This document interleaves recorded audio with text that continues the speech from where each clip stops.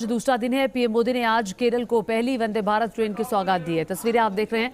प्रधानमंत्री नरेंद्र मोदी ने ये वहां की पहली वंदे भारत ट्रेन है। वंदे भारत ट्रेन को हरी झंडी दिखाने से पहले पीएम मोदी ने ट्रेन का निरीक्षण किया।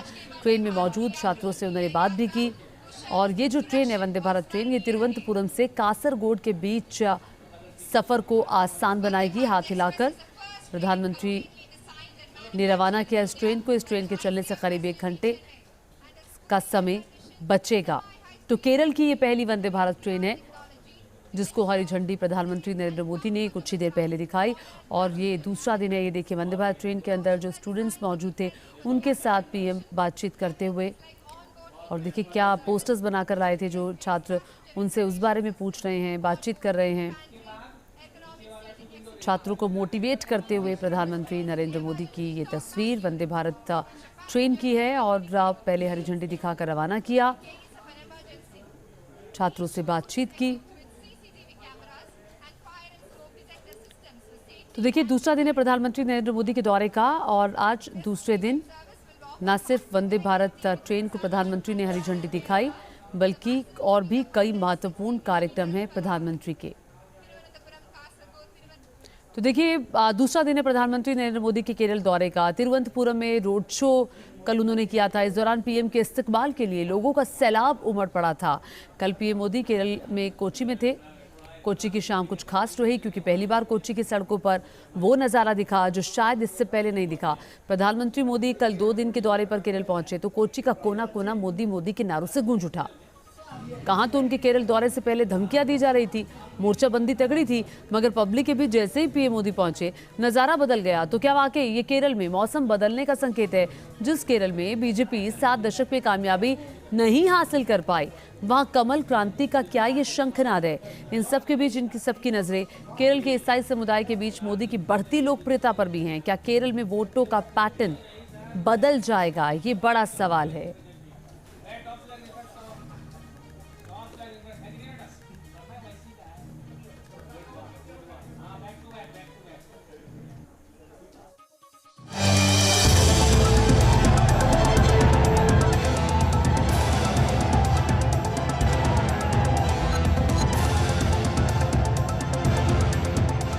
केरल की धरा, फूलों की बारिश और दक्षिण की पारंपरिक पोशाक में पैदल मार्च करते प्रधानमंत्री मोदी।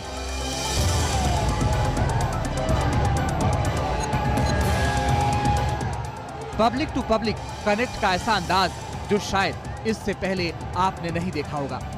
मगर प्रधानमंत्री मोदी विकास के पथ पर नई परंपरा गढ़ना जानते हैं, तो प्रोटोकॉल की बेड़ियों को तोड़कर नई लकीर, नई ताकत को पहचानते हैं। तभी तो उभर कर आती है कोच्चि की ऐसी तस्वीरें।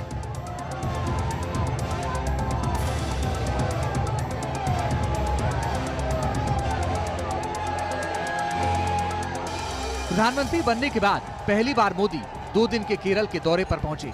शुरुआत कोच्चि से हुई। आईएनएस गरुड़ नौसेना एयरबेस से पीएम मोदी का काफिला आगे ही बढ़ा था कि रास्ते में दोनों ओर बीजेपी कार्यकर्ता और स्थानीय लोगों का हुजूम उनके इस्तकबाल में खड़ा था। इस दौरान पीएम मोदी अपनी गाड़ी से उतरे और पैदल मार्च शुरू कर दिया। लेफ्ट के लालगढ़ यानी केरल में प्रधानमंत्री मोदी की लोकप्रियता का ग्राफ कितना ऊपर है, ये तस्वीरें ही बयां कर रही हैं। आजाद भारत के इतिहास में पहली बार केरल में ऐसा हुआ जब किसी गैर कांग्रेसी प्रधानमंत्री मोदी का इस तरह इस्तकबाल हुआ। लेफ्ट के किले में मोदी मोदी, देश में मोदी नाम की सुनामी उठी।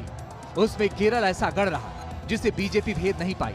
संगठन, कैडर और संघ की शक्ति के बावजूद केरल की राजनीति लेफ्ट बनाम कांग्रेस गठबंधन के बाइपोलर में सिमटी रही। मगर जो पहले नहीं हुआ, बीजेपी को मोदी युग में उस करिश्मे की उम्मीद है जिसके आगे मोदी का नाम और काम है। ये तस्वीरें युवा कार्यक्रम युवम 2023 की है। पहली बार प्रधानमंत्री मोदी केरल में युवाओं से मन की बात करने पहुंचे हैं। 2 दिनों के दौरे के पहले दिन प्रधानमंत्री मोदी संवाद कार्यक्रम की कड़ियां जोड़ रहे हैं। गैर हिंदी भाषी राज्य केरल में इस तरह का प्रयोग अनूठा है। भारत वो देश है जिसके पास युवा शक्ति का भरपूर भंडार है। पहले सोच थी कि इस देश में कुछ बदलेगा ही नहीं,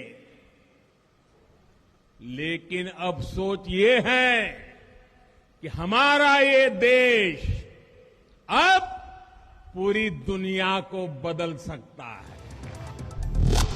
युवाओं का साथ, पादरी के साथ संवाद। बीजेपी को उम्मीद है कि मोदी का मिशन केरल राजनीति में बड़ा बदलाव लाने वाला साबित होगा। युवाओं के साथ संवाद के साथ साथ प्रधानमंत्री मोदी केरल के ईसाई समुदाय के लोगों से भी मिलने पहुंचे।